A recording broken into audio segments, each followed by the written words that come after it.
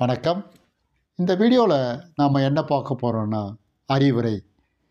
பொதுவாக அறிவுரைனா அறிவுரை கேட்கறதுக்கும் பிடிக்காது, அறிவுரை சொல்கிறவங்களுக்கும் பிடிக்காது.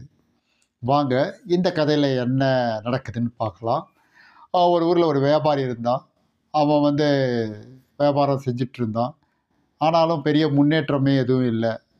ஒரு நாள் அவன் நண்பர்கிட்ட போயிட்டு, நண்பா இந்த மாதிரி நான் வியாபாரம் பண்ணிகிட்ருக்கேன், ரொம்ப நாளாக பண்ணிகிட்ருக்கேன், எந்த ஒரு முன்னேற்றமும் எனக்கு இல்லை, அப்படியே இருக்குது வியாபாரம், என்ன பண்ணுறது அப்படின்னு சொல்லிட்டு கேட்குறான்.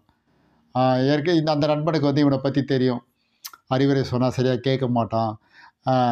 இருந்தாலும் என்ன சொல்கிறாப்புல, இந்த ஊரில் ஒரு படித்த ஒரு ஆசிரியர் இருக்கார், அவர்கிட்ட போய் கேளு, அவர் ஏதாவது சொல்லுவார், அதன்படி நட அப்படின்னு சொல்லிட்டு சொல்கிறாப்புல.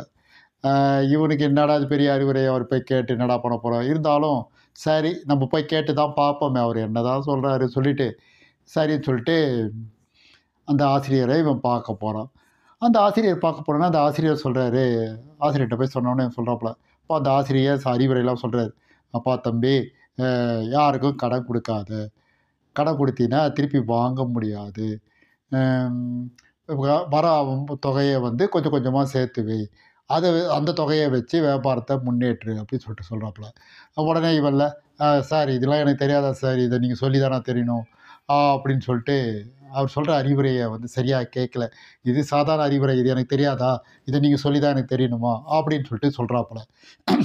அப்புறம் அவர் கேட்குறாரு, நீ கடையில் எவ்வளோ நேரம்ப்பா இருப்பேன்னு. சார் நான் ஒரு நைட்டு ரொம்ப இரவு நேரம் ரொம்ப நேரம் இருப்பேன் சார் அப்படின்னு.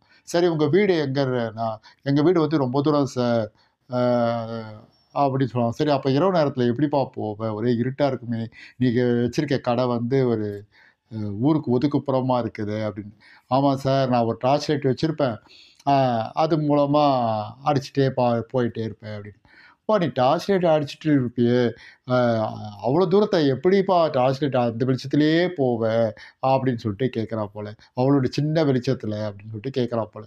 சார் என்ன சார் நீங்கள் பேசுகிறது, அது சின்ன வெளிச்சம்தான், ஆனால் அந்த வெளிச்சத்தை நான் பிடிச்சிட்டே அப்படியே நான் வீட்டுக்கு போயிடுவேன்ல அப்படின்னு சொல்லிட்டு சொல்கிறாப்புல. அப்போ அந்த ஆசிரியர் சொல்கிறாரு, அதே போல தான்ப்பா, இது சின்ன அறிவுரை தான், இந்த சின்ன அறிவுரையை நீ பிடிச்சிட்டே போடினா, நான் சொல்ல அதை கேட்டுகிட்டே நடந்தினா, நீ கண்டிப்பாக நீ நினச்சதை சாதிக்கலாம் அப்படின்னு சொல்லிட்டு சொல்கிறாரு. இதுலேருந்து என்ன தெரியுதுன்னா, யாராவது ஒரு அறிவுரை சின்னதாக சொன்னால் கூட அந்த அறிவுரை சின்னதுன்னு சொல்லிட்டு நம்ம ஒதுக்கிடக்கூடாது. அந்த அறிவுரையை கேட்டு அதன்படி நம்ம நடந்தால் கண்டிப்பாக நம்ம வாழ்க்கையில் முன்னேறலாம். அது சொல்லுவாங்க ஒன்று தெரியுங்களா, சிறு துரும்பும் பல் குத்த உதவும். நன்றி, வணக்கம்.